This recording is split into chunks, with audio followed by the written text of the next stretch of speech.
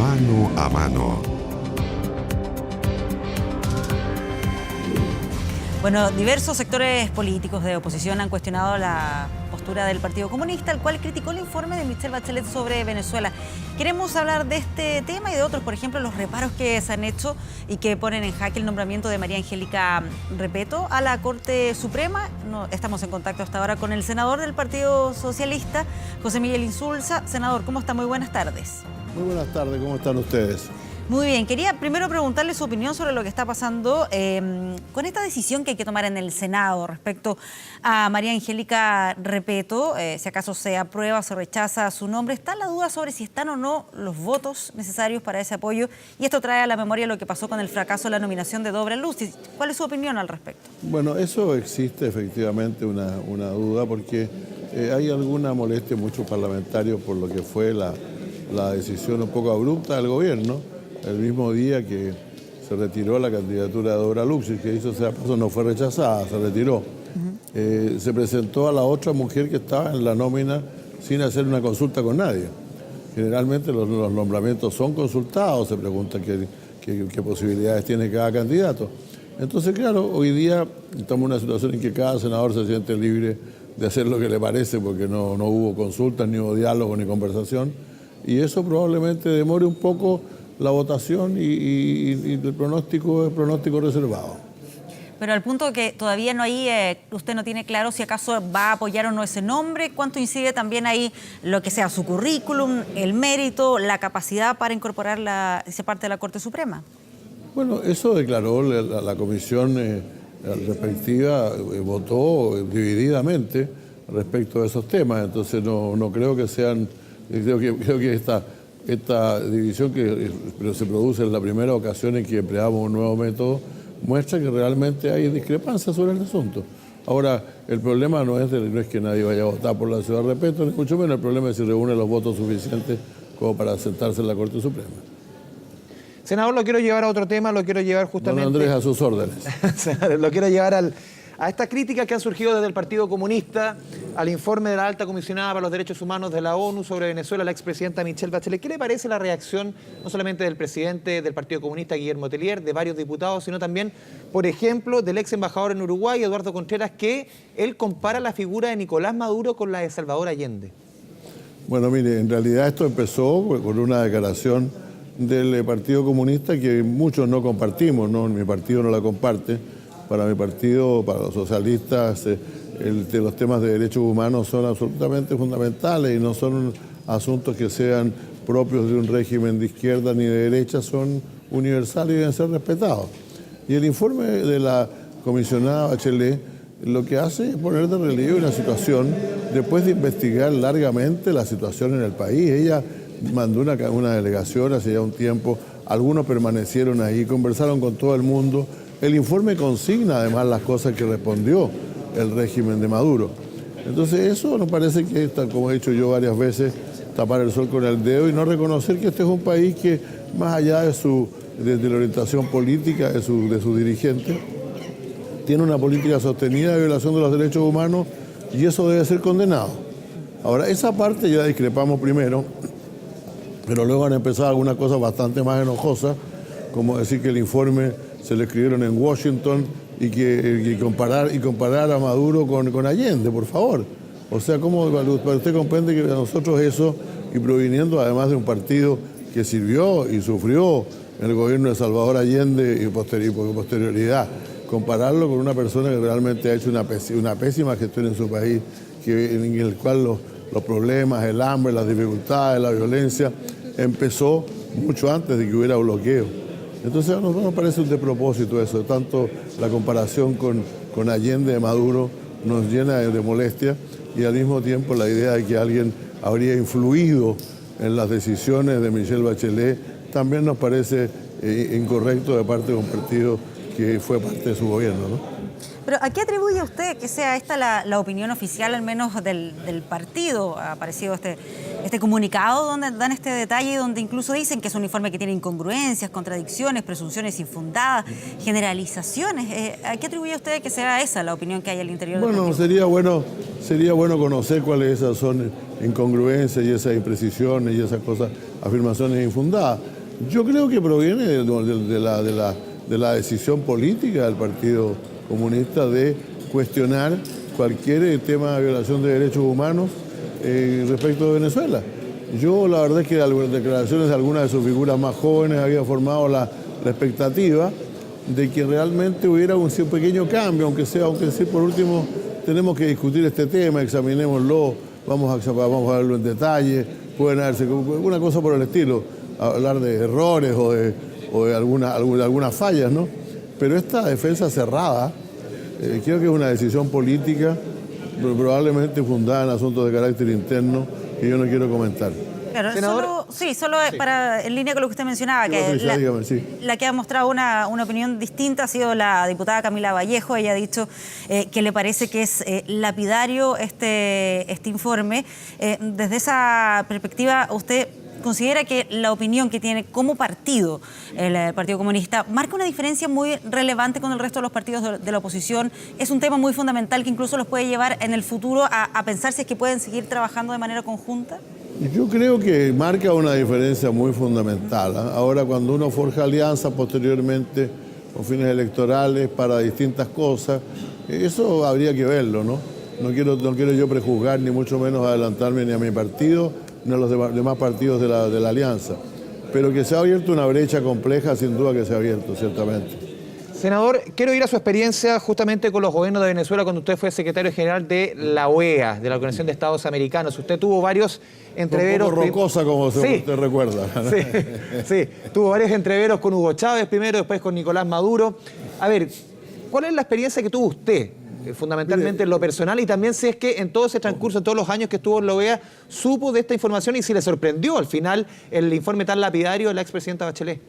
Bueno, mire, en realidad la primera experiencia fue a raíz del cierre de una estación de televisión. Radio Caracas Televisión, en el año 2007, yo estuve allá en Caracas. Que yo me permití pedirle respetuosamente al gobierno de Venezuela que revisara su decisión, y recibí una cantidad de epítetos del presidente Chávez, que luego, una semana después, en la toma de posesión del presidente de Ecuador, me saludó y dio por superado el incidente, etcétera, pero nunca se retractó públicamente. Pero quiero decir que en todo caso, en el periodo de Chávez, la situación fue algo distinta. Pueden haber existido algunas violaciones de derechos humanos.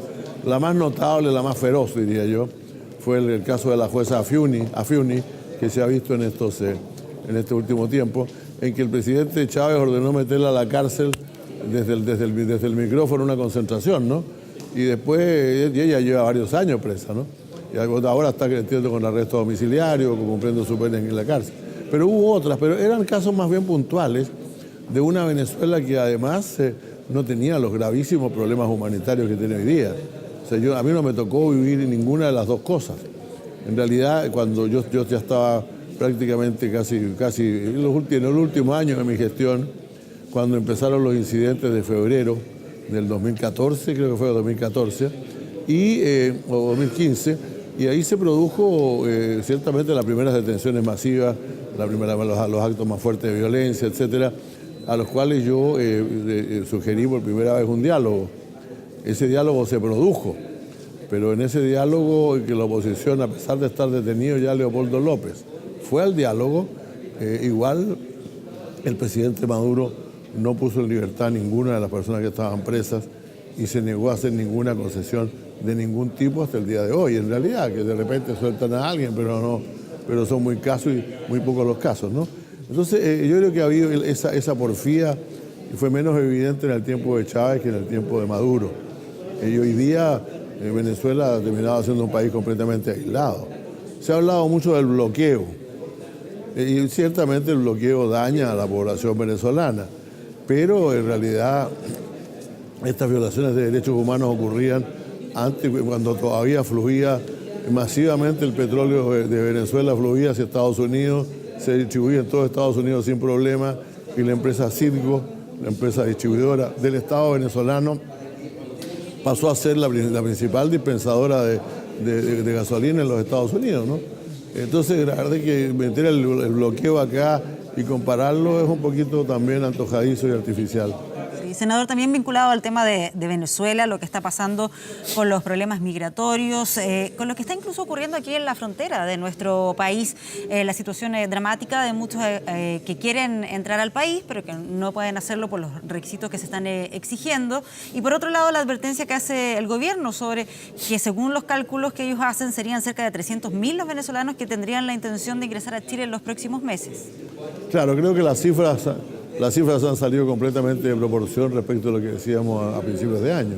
A principios de año se hablaba de 150.000, hoy día el gobierno dice que son 390.000, y que podrían ser 300.000 más de aquí hasta fin de año. Ahora, creo que esa es una crisis nacional. Yo creo que eso no hay que ocultarlo de ninguna manera. Y le hemos ofrecido al gobierno sentarnos a fijar una política de Estado en materia de migración, que es una cosa realmente importante. ¿Y qué le parecen, perdón, senador, qué le parecen, perdón, las decisiones que ha tomado el gobierno en este punto, en los últimos días, referente puntualmente con el tema de los ciudadanos venezolanos en Chacayuta, endurecer la mano derechamente? Yo creo que ese es un error, es un puñado de gente, no incide fundamentalmente en las cifras, en cambio incide muy fuertemente en la imagen de Chile. Deberíamos resolver ese problema rápidamente con ingresos temporales y luego armar una nueva política en que se diga, y digamos todos claramente y de común, digamos, nos pongamos de acuerdo en cómo vamos a manejar la solicitud de visa. Yo personalmente creo también, como lo he dicho ya, que la famosa visa de responsabilidad democrática fue un error, porque lo que hizo fue atraer a muchas personas que al decidir a qué país se iban, se encontraban con que estaba esta visa especial para venezolanos y naturalmente querían utilizarla.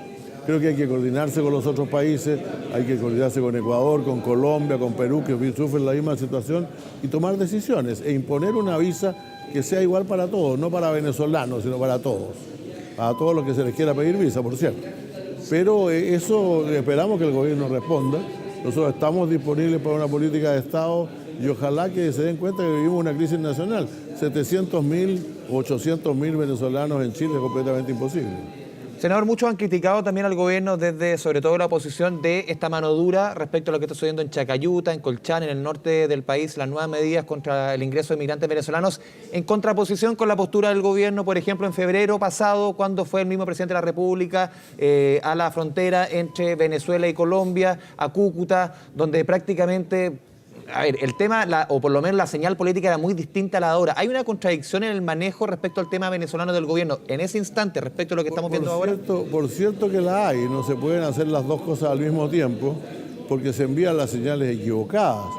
Cuando el presidente Sebastián Piñera es junto al presidente de Paraguay, el único que se presenta en Cúcuta, es muy claro que para los venezolanos la señal clara es que en Chile las cosas van a ser más fáciles, pues.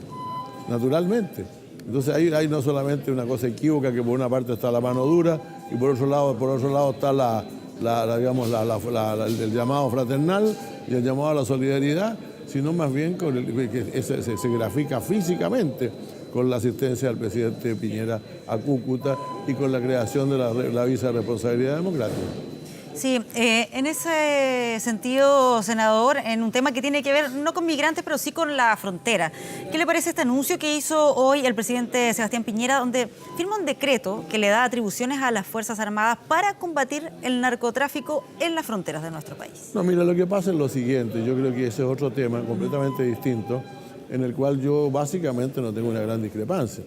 De hecho, la Marina controla los accesos por el mar al país, y yo creo que el Ejército apoye a Carabineros, que está ciertamente siempre falto de más personal, en las posibilidades de tránsito de droga hacia el interior del país. Creo que eso es perfectamente válido, siempre que sea con limitaciones. De hecho, nosotros estamos en este momento revisando la ley de modernización de Carabineros y el tema ese de la participación de las Fuerzas Armadas, no en el combate al narcotráfico, eso que quede claro, en eso no somos partidarios, sino en la interdicción en la frontera. A mí no me parece una medida demasiado complicada. Senador, se nos va el tiempo, no quiero dejar de preguntarle más en el plano local lo sucedido este fin de semana con el Comité Central del Partido Socialista, la llegada, la confirmación de Árbol Lizar. No podía faltar el tema por lo que veo. Obviamente. A ver, la confirmación de Árbol Lizar de la presidencia del partido, la marginación de parte de la lista opositora de esta directiva.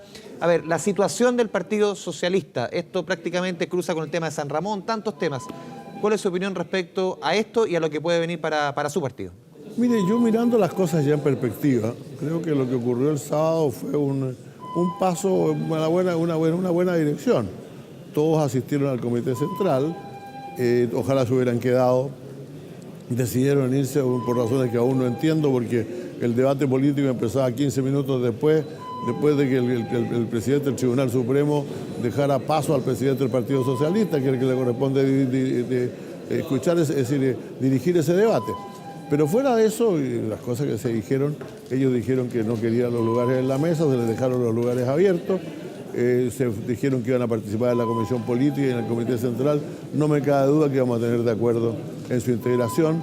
Por lo tanto, las cosas van en un momento delicado, de mucha sensibilidad, de mucha protesta, de que todavía hay molestia de un lado y del otro.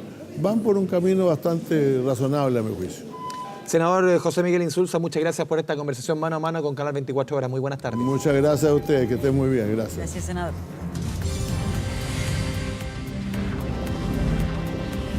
Mano a mano.